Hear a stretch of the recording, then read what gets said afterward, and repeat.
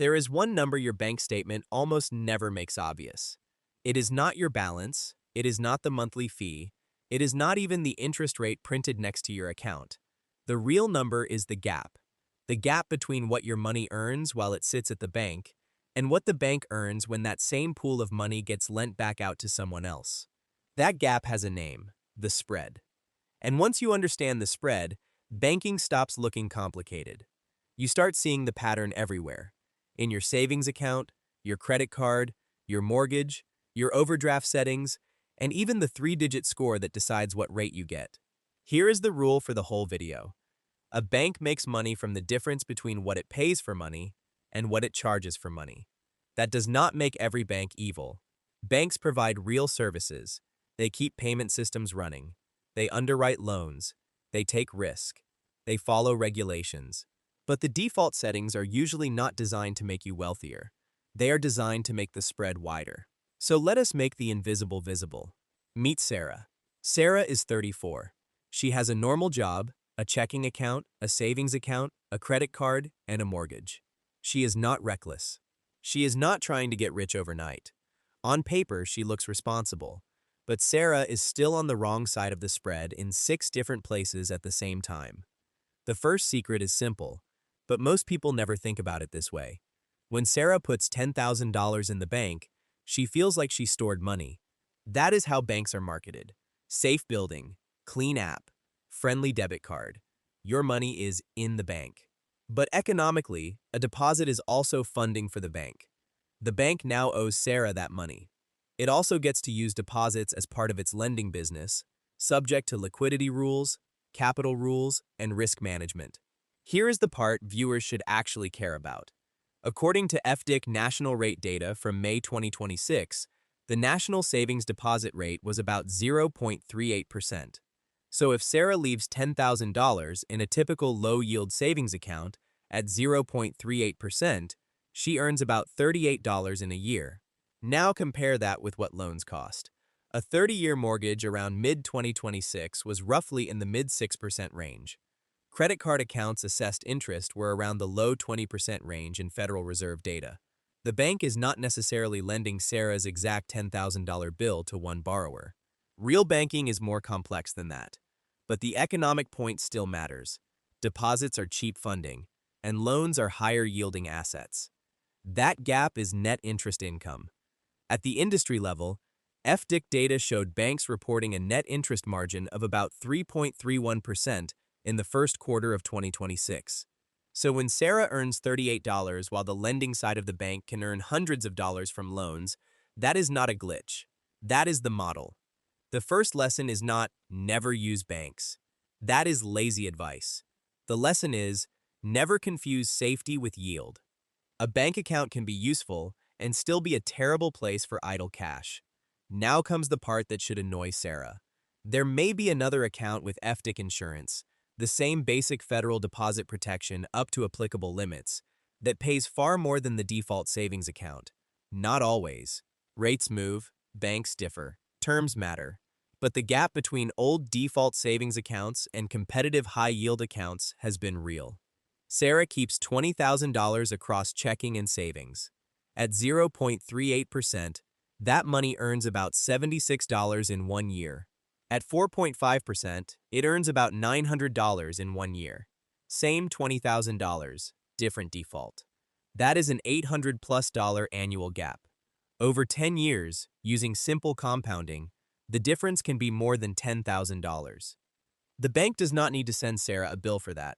The cost is quieter. It shows up as money that never arrived. That is the loyalty tax. And it works because moving money feels annoying. New login, new app, new routing number, maybe a transfer limit, maybe a little uncertainty. Banks know this. Inertia is not an accident. Inertia is a business advantage. The counter move is boring, which is why it works. Keep money you need for bills and checking. Keep short-term savings in an insured competitive account. Compare yield, fees, transfer limits, insurance coverage, and withdrawal rules. Do not chase every tiny rate change, but do not leave serious cash in a debt account just because it has always been there. Now Sarah opens her credit card statement. She has a $6,000 balance at 23% annual interest. At first, the minimum payment looks merciful. Maybe it says something around $120. That number feels manageable. But manageable is not the same as safe. Run the first month math. 23% annual interest is about 1.92% per month. On $6,000, the interest for 1 month is roughly $115. So if Sarah pays $120, about $115 is interest, and only about $5 attacks the actual balance. $5. That is the moment the credit card stops feeling like a payment tool and starts looking like rent on money. Now, card formulas vary. Some minimums are calculated differently, and statements are required to show payoff warnings. Sarah should read the actual warning box on her own statement. But the principle is universal. The minimum payment protects the lender's income before it protects Sarah's future. Flip the number. If Sarah pays a flat $250 per month instead of following the shrinking minimum, the same $6,000 debt at 23% can be gone in under 3 years, with roughly $2,000 in interest. That is still painful, but it is completely different from dragging debt forward for years while principal barely moves. The countermove is simple. The minimum is the floor, not the strategy. If the card charges interest, Sarah's goal is to create a real fixed payoff number, automate it, and stop adding new purchases to the balance while she is trying to escape it.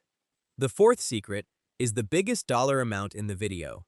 Sarah buys a home with a $400,000 mortgage, 30 years, at 6.5%. Her payment is about $2,528 per month. That number already feels heavy, but the hidden lesson is inside the first payment. In month 1, about $2,167 is interest. Only about $362 reduces the loan balance. Sarah writes a payment for more than $2,500, and the debt falls by only a few hundred. That is amortization. It is legal. It is disclosed. It is not a secret in the paperwork. But it is psychologically hidden because almost nobody opens the amortization schedule after closing day. Across 30 years, that $400,000 loan at 6.5% costs more than $910,000 in total payments. More than $510,000 is interest. That is not a small fee. That is another house. Now here is the useful part. If Sarah adds $200 per month toward principal from the beginning, the loan can be paid off about 5.5 years early and save roughly $112,000 in interest in this example. The exact savings depend on rate, balance, timing, and whether there are prepayment rules. But the direction is clear. Extra principal matters most early, when the loan balance is still large and the interest curve is easiest to bend. The counter move is not, everyone should rush to pay off a mortgage before investing. That is too simplistic. The smarter move is, know the trade-off. If Sarah has high-interest credit card debt, that usually comes first. If she has no emergency fund, she needs liquidity. If her mortgage rate is low, investing might compete well. But if she wants guaranteed interest savings and reduced debt risk, extra principal is a powerful lever. The mistake is not having a mortgage. The mistake is never reading the schedule. Now let us talk about the coldest part of the bank relationship: overdraft fees. A person can be short $5 and get charged a fee of $26 or $27. Some accounts charge more. Some newer accounts charge none. The details vary. But the basic design has historically been brutal. For years, some banks process transactions in ways that increase the number of overdrafts. Not always by time of purchase. Sometimes larger transactions were posted first, which could push the account below zero and turn several small purchases into several separate fees. Think about the lived experience. Sarah has a low balance week. Rent hits, then groceries, then gas, then coffee. By the time the account settles, the pain is not just the shortfall, it is the stack of fees. This is why overdraft revenue has been such a controversial part of consumer banking. CFPB data showed bank-reported overdraft and non-sufficient funds revenue in the billions, even after large declines from earlier years. The counter moves are not glamorous. Opt out of debit card overdraft coverage if you prefer a declined transaction over a fee. Turn on low balance alerts. Link a backup account only if the transfer cost is lower than the overdraft fee. Consider checking accounts that do not charge overdraft fees. 3 settings can remove a whole category of bank profit from your life. That is not motivation. That is mechanics. The 6th secret is the one Sarah can influence the most.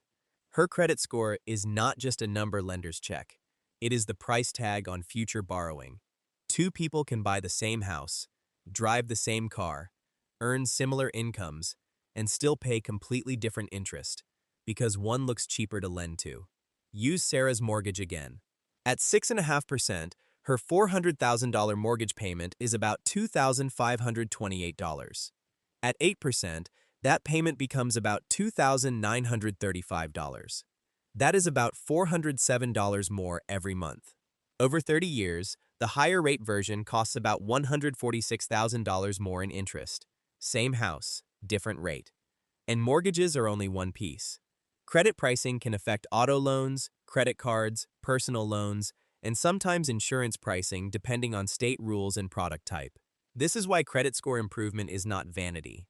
It is spread reduction. The moves are boring because the score rewards boring behavior. Pay on time, keep utilization low, avoid opening too many accounts at once. Keep older accounts healthy when practical. Check reports for errors.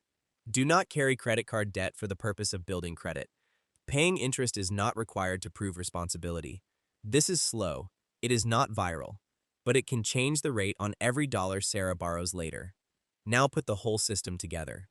A bank is not just a vault. It is a spread machine. That means Sarah does not need to hate the bank. She needs to stop giving the bank the easiest version of herself. Move 1. Keep only useful operating cash in checking and compare insured options for idle savings. Move 2. Treat the credit card minimum as an emergency fallback, not a plan. Move 3. Open the mortgage amortization schedule and understand how extra principal changes the curve. Move 4. Turn off fee traps where possible. Overdraft settings, alerts, avoidable maintenance fees, and accounts that punish low balances. Move 5. Improve the credit score before major borrowing, because the best time to fix pricing power is before the application. None of this requires becoming a finance genius. It requires refusing to let default settings make your decisions. Here is the whole video in one sentence. The bank earns the spread, but your job is to decide which side of that spread you are standing on. If this made banking feel less mysterious, subscribe. On this channel, we run the numbers so money decisions stop depending on trust, vibes, or whoever has the nicest app.